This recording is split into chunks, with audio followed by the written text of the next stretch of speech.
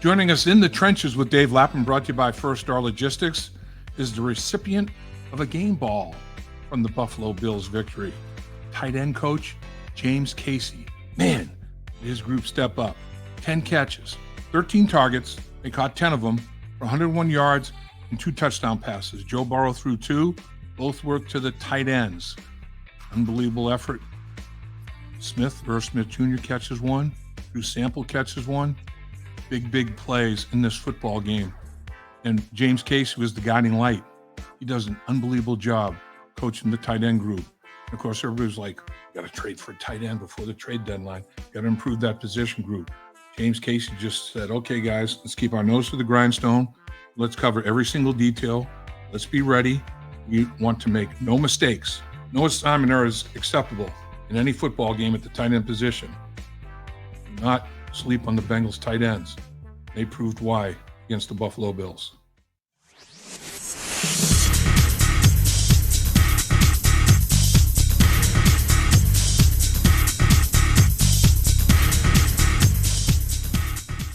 Good for you.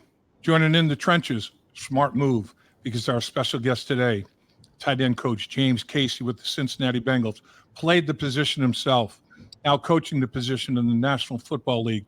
And every single one of his players that I talked to that have had the pleasure of playing for Coach James Casey said they came out of it learning so much about the game of football and the game of life as well. Welcome, sir. Appreciate your time.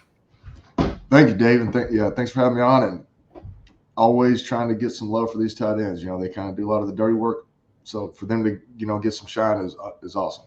It is, and how about the performance that the tight ends put forth in a football game?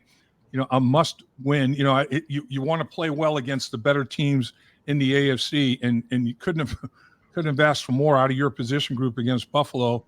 10 catches, 101 yards. Joe Burrow threw 2 touchdown passes. Tight ends caught those touchdown passes. One heck of a night, wasn't it? Oh, it was an amazing night. I mean, Sunday night football with all their peers watching, and a lot of eyeballs on them, and a big AFC matchup like that. It was I was just proud of the guys and just happy for them to, how tight ends go. Like sometimes you don't get a lot of opportunities, and sometimes you may get a couple, and sometimes you have games like that where just the way the game goes, like you get more opportunities than you usually do.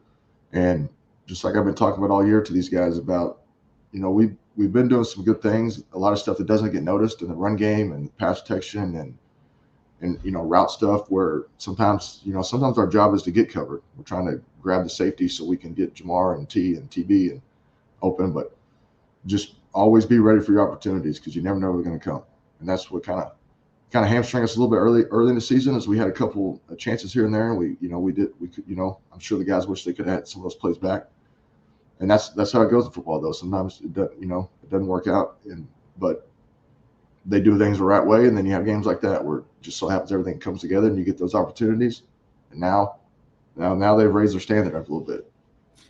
What did it mean to you after the game, Coach, when Zach Taylor tossed you a game ball because of the play of the tight ends? And I know all the tight ends were excited about that. And in typical James Casey fashion, you tossed the football to Irv Smith Jr. I mean, right away, it's like, hey, here you go, guys. I mean, but that had to be a prideful moment for you to be recognized like that, and well-deserved.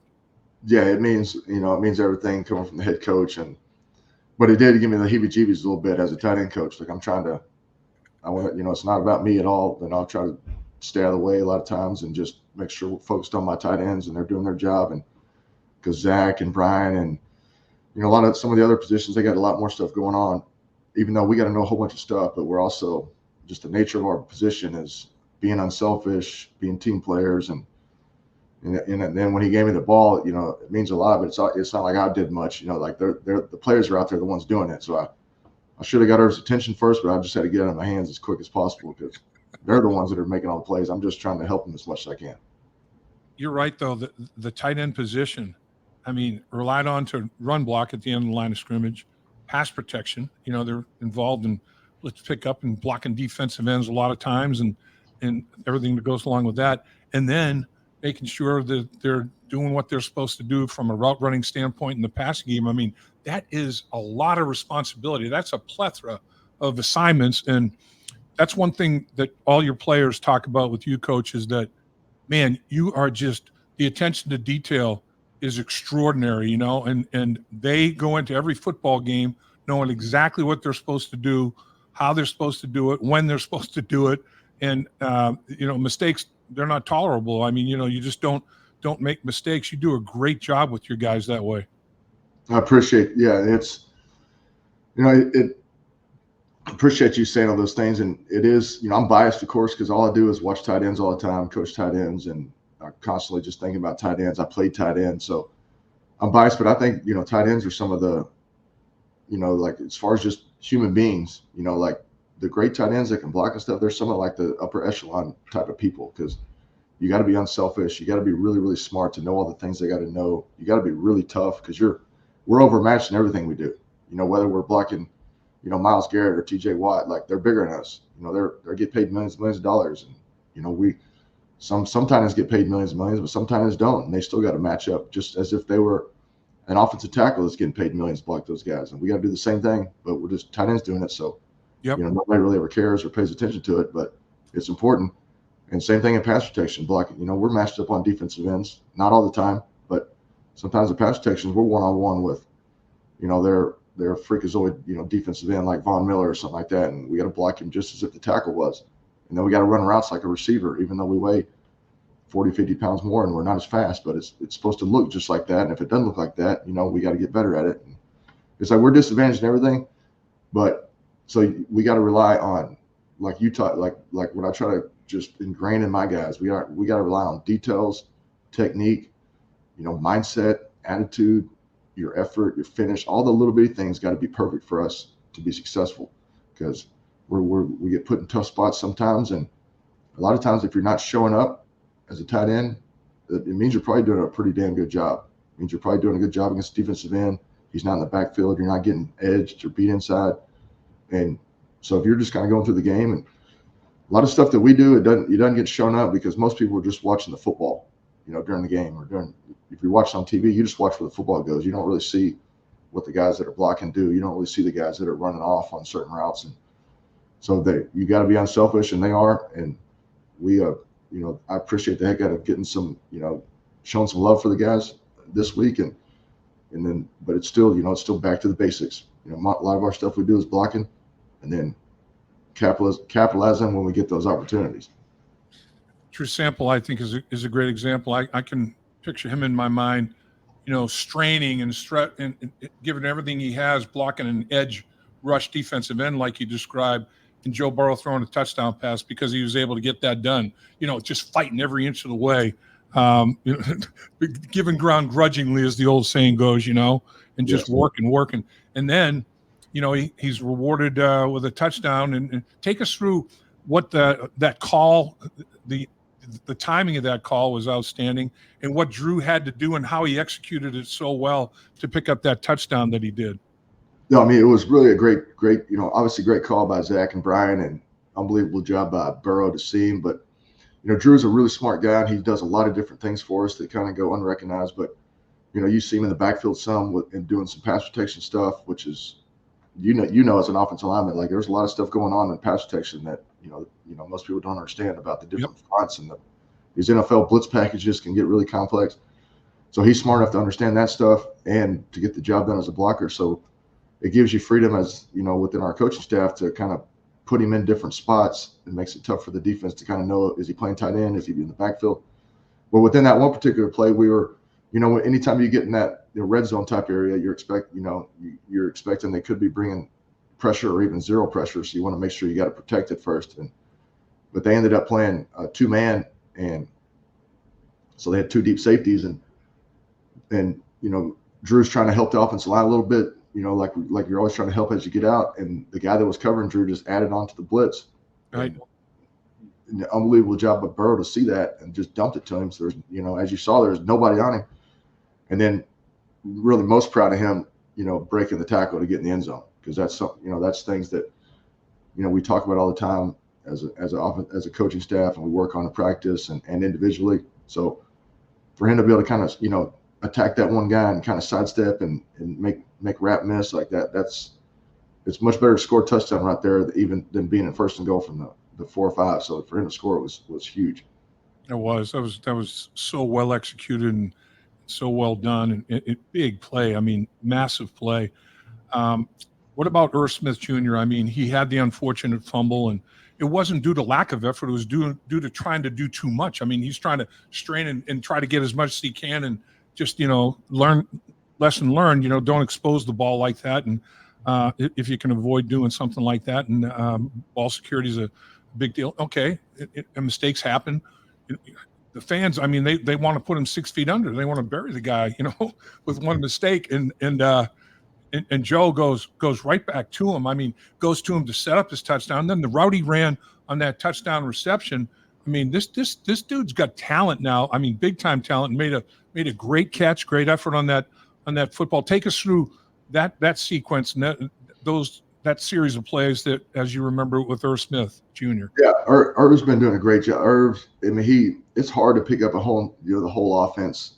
As a tight end, you got to know so much stuff, and we did the same thing with Hayden last year, and there were some growing pains too. But it's always easier when you're winning and you're kind of correcting those things. And Irv wants to do, he cares a lot, and he's smart and he's tough, and he's a great guy. Like, he's doing everything right, and he just wants to make, he wants to help and do as much as he can. And like you were talking about last week with the fumble, it's not that he wants so bad to do something. You kind of start pressing a little bit, and it's hard in football to when you're out there and you're not, if you're a pass catching guy and you're not getting the ball thrown to you a lot of times, he's unselfish and not complaining or anything like that, but you just sometimes it's hard to kind of get in the game sometimes, like getting those balls early on. But so that was great for this last game to get him involved early. With like first play he was in there, caught like a little, what we call like a little pivot route, and then great job running after the catch, and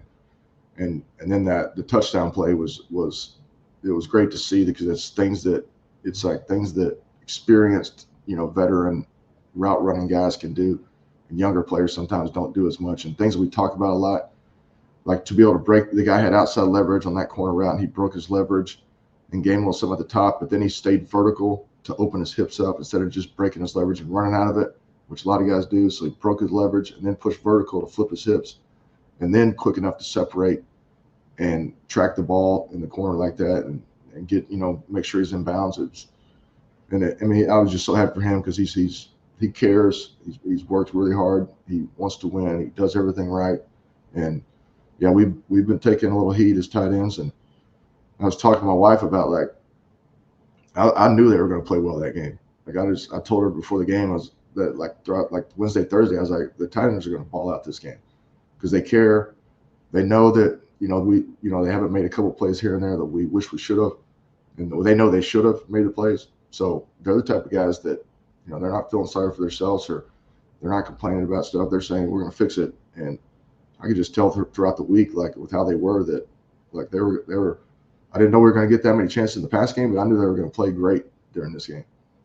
Man, it was great to see him celebrate too. I mean, like, the pressure was relieved, and pure joy. He gets up and does that celebration. Man, with those knees, I'm thinking I could never even think about doing that with my knees the way they feel right now. But he showed that, and that hamstring has to feel pretty good for him to do what he was doing there. And just watching him do that, I'm thinking, man, I just love that. It's almost like a kid scoring in the backyard to win a touch football game, and he gets up and he's all excited and having fun. And that's, what? The game's still supposed to be fun, man. It's supposed to be like that, and to see him reacting that way, I was like, I love that. I love that big time. It's awesome. And that's exactly like you said, like, we put all the work in when you go out there on Sundays and it's time to play, like, you're supposed to be having fun. But right, like an old coach told me, how you spell fun? W-I-N. Like, it's not fun unless you win. So you're right. We got to win. And then when we're winning and we're doing well, then we can have some fun with it. So you had 4 tight ends up on the roster, for the football game, and all of them contributed, obviously, special teams as well. And special teams is a big deal, and it's going to be a big one in this game. And dominated in the field position aspect of it. Put Buffalo on a lot of long fields. I mean, their best drive start was their 35-yard line, Bengals get a couple of short fields because of turnovers and in Buffalo territory, and that disparity. I mean, it was significant in that football game. Take us through. Give us a little James Casey thumbnail scouting report on your 4 tight ends, whatever that were up for that football game. Any order you so choose. Give us your take on kind of what they do best, what they're all about. Yeah, I love talking about the tight ends. Like, Yep.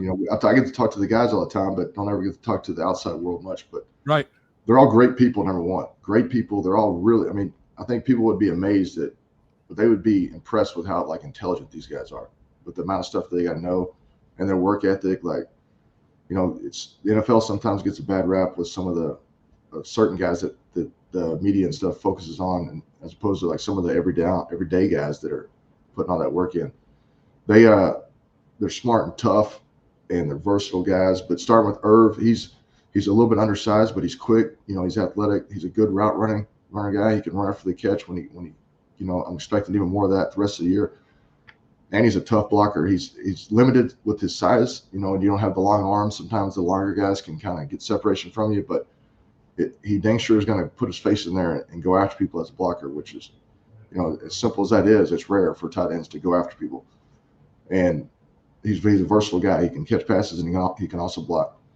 And then Drew is above average, up there in the upper echelon to me as far as blocking tight ends. Like he's a legit blocker on the end of the line of scrimmage, at the point of attack. He's at the point of attack most of the time on these DNs.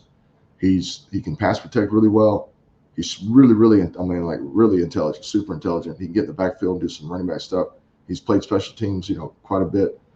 And he's got, he's not just like a big slug like some of the blocking tight ends are around the league. Like he's not like a super twitchy guy, which some guys just aren't real twitchy, but he's got good straight line speed.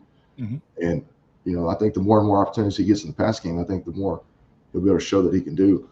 And, what the good as our quarterback is a lot of this just being where you're supposed to be. And then when he throws it to you, catch it and get the field. And so, hopefully we get more and more chances.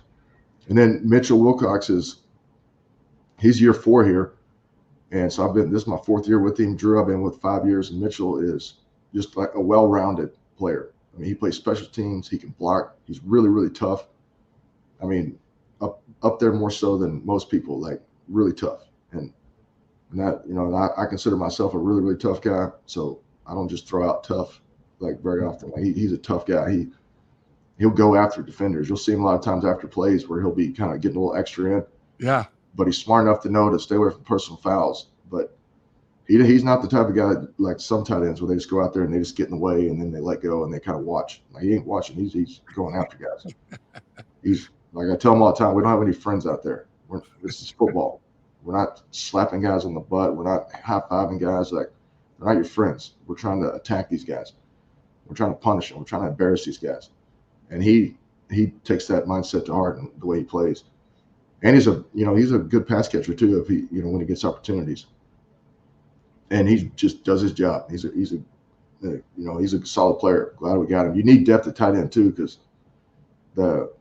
throughout a 17-game season, they're asked to do so many things. Like sometimes they get nicked up. You want to make sure they're fresh throughout the whole year. Right. And then Tanner Hudson, showed up, and he's played a lot of football. He's in, I think, year 6, and he's played in a Super Bowl. He got a target from Brady in the Super Bowl, and so he's played ball. He just hadn't stuck on anywhere. But you can obviously, I think anybody can tell when you're watching, the little bit he's been here is like he can catch the ball. Mm-hmm. He can run and catch, and he's way more athletic than what people think. He runs way better than people think. He's got really good ball skills. He's real smart as a pass catcher. Like, he knows. I used to think it was silly, but he's really a good guy. Like, understands how to set in zone and wrap defenders and work to the open spot, work back negative. He understands scramble situations of getting to where the quarterback can see him and getting in that window. And he's not afraid as a blocker either. His frame kind of limits him as a blocker just because he's not a thick guy. But you saw on Sunday night, he was down there blocking duo on the low red zone for us to score. He should have moved the defense a little bit more, but he was there, and Mixon made a great cut. And that's one thing with him is just he's a real good pass catcher. And he's just putting it all together.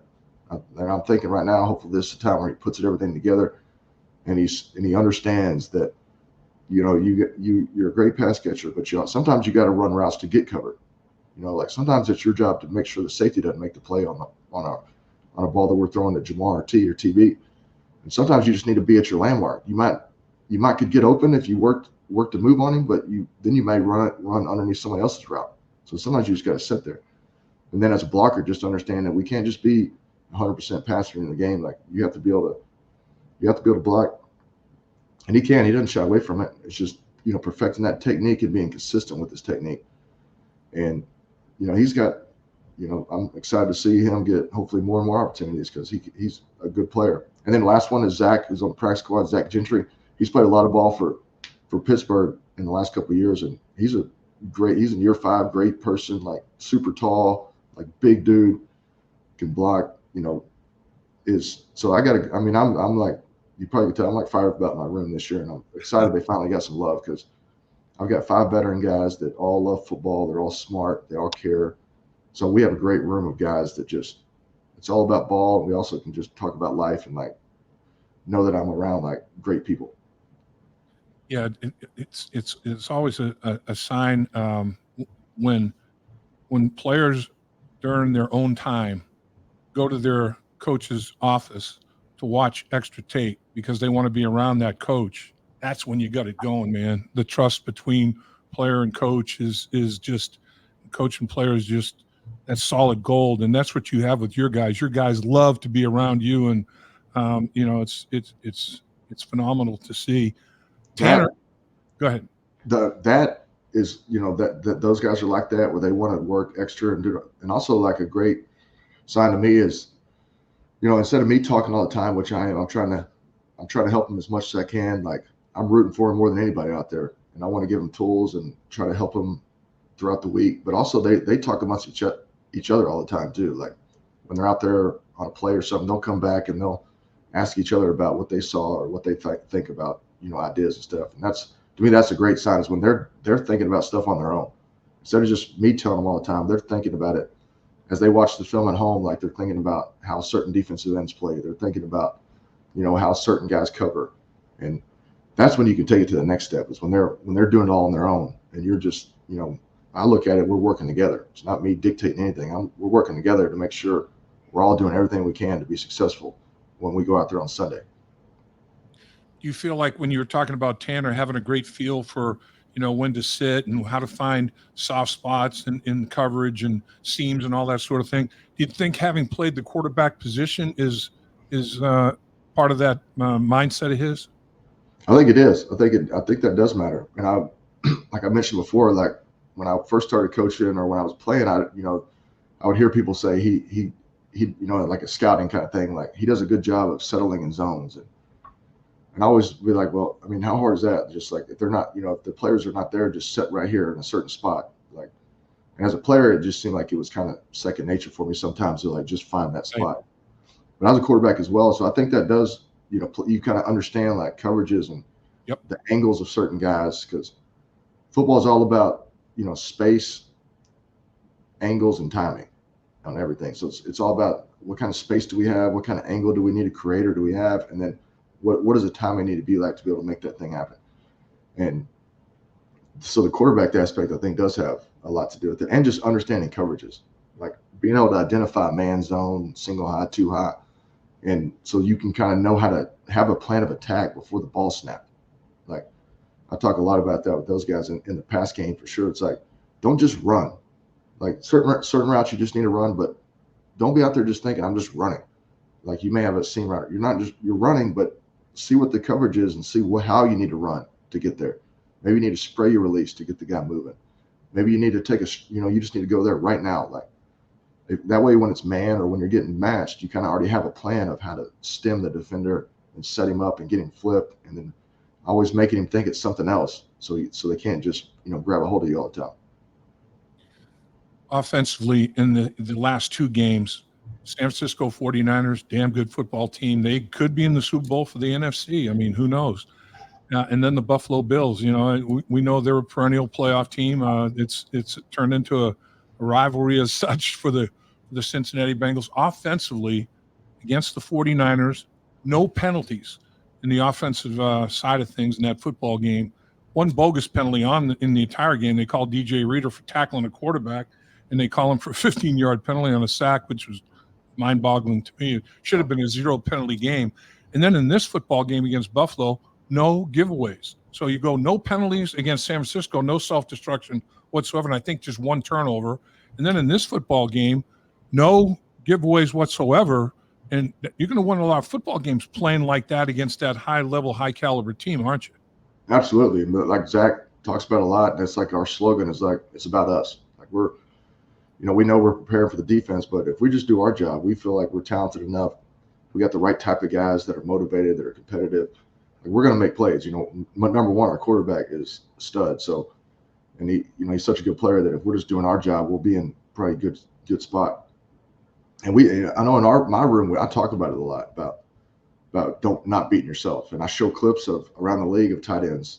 Each week I show, it's probably my favorite thing to do. And I think one of the most important things to do getting ready for a game is to show around the league that week of what went bad in pass protection, where the bad penalties showed up, like where the ball security stuff showed up, so they can see it happen. And so you kind of, because there's so many different scenarios that can happen in a game. And, a lot of it is just, it's tough. Your job's always tough, but if you just do your job and you're doing it the right way and you're staying consistent and you're never letting your guard down and getting the bad things happen, we'll probably be in good shape. And then it's about just, the expectation of making that play every snap, like just a mindset thing, like where you're not getting surprised when they throw the ball, or you're kind of not letting up a little bit as a blocker, and that's when the ball hits right behind you. As a tight end, you always got to assume you're at the point of attack, and you always have to expect the ball to be thrown. And then the expectation and the determination. It's like there's some guys out there you see that you're just like, that guy just makes plays. May not always look pretty, he just makes plays. Right. He's just got that determination to do it. And then you'll see other guys that are a little hesitant. They're second guessing themselves. They're kind of like they're not bursting out of the brakes. They're just not playing full speed. Like some guys just don't play full speed. Some guys do. It's just confidence, and it's a mindset thing going into the game. So let me get you out of here on this one, Coach. Frank Pollock, former San Francisco 49er, went back to San Francisco, obviously saw a bunch of old teammates, old friends, all that sort of thing. But, was there to win a football game, and the Bengals beat the 49ers, and he felt great about it. You, a former Houston Texan, here come the Texans to Cincinnati. You're going to feel pretty good about the fact if the Bengals can put this game in the left-hand column in that W column. Does it give you a little extra juice, Coach, or is it not that big a deal to you?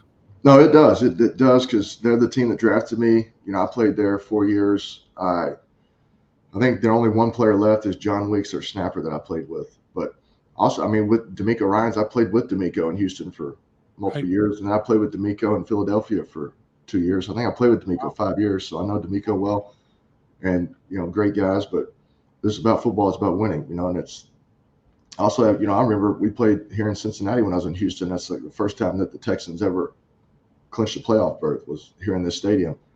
So there's a lot of great memories from that. But now it's all about, I know they got the first round defensive end, Will Anderson. They got Jerry Hughes. Like I'm focused on that now, making sure my tight ends are going to be ready to go and go get after these defensive ends and find a way to win the game. But it is just a little special just because I know so many people still in Houston too that are still Texans fans. So I want to make sure I have the bragging rights throughout the season, off season, and the season. We got to get this one done. I love it, and I lied. I got to ask you this because during the week here, there's been all kinds of conversation with Zach about hiring you as the tight end coach. Give me your side of your side of the story of how you and Zach connected and how you came to the Cincinnati Bengals to be the tight end coach. I mean, you were definitely a target. I mean, he wanted to make sure that he had James Casey on that staff. Give me your version of, or your memory of how that all unfolded. No, and I'm forever grateful that he gave me this opportunity, and still to this day, like I'm never entitled, I'm always like when he threw me that game ball at the end of the game, I was like, it just had the heat. I didn't want to, I don't want any attention. I'm a tight ends coach. I'm just trying to coach tight ends. But I think a lot of it is just from, he started calling me about the potential of this job, and then ended up hiring me. And of course, I was very confident because I played the position and I coached in college for a couple of years, and I was with Kubiak and that West Coast offense kind of stuff. And Frank was the assistant offensive line coach when I was playing with the Texans, so I kind of knew some people there. And I decided I wanted to coach maybe after year 4. And a lot of it's just, it's all about who you know, and it's all about your reputation kind of thing. So I didn't know Zach personally, but I knew his brother. His brother was in Philadelphia as a quality control quarterbacks coach. Right. And really, mainly the reason I got fortunate enough that Zach gave me this opportunity, and I'm forever grateful, is that I think he just knew some people that knew me that coached me, like the special teams coordinator at Philadelphia and his brother, and some guys that he really trusted kind of vouched for me, I believe. And that's, I'm forever indebted to those guys too. And that's what it's all about. Just like this job right now, it's like I'm not, coaching, it's, you never know year to year, but I just trying to do my job here and just do the best I possibly can at this tight end position job. And I'm happy as can be. Like these, never entitled to this. I'm coaching the NFL. Like there's a lot of people that want to do this. So I'm trying to just every single day treating it like I could get fired tomorrow. So I'm just trying to make sure I'm doing my job and make sure the tight ends are motivated and they know that I care. The tight ends for sure that they know that I'm really care and I'm really trying to help. And I'm also trying to make the head coach look good, make the offensive coordinator look good, and I get to do all that while I'm just doing football stuff, and that's the best thing, because no greater sport than football. It's the best thing around.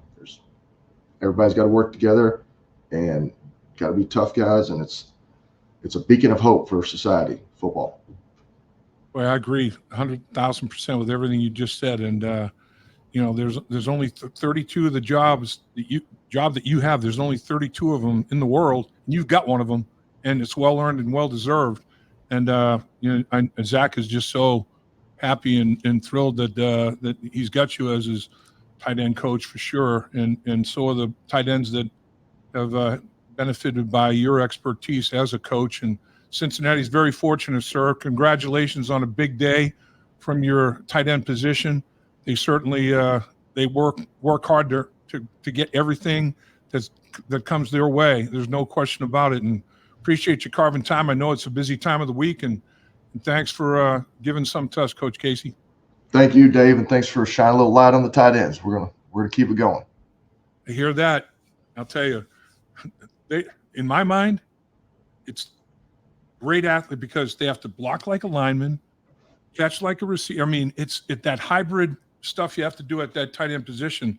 I think they're the most unique athletes on the football team. I really do.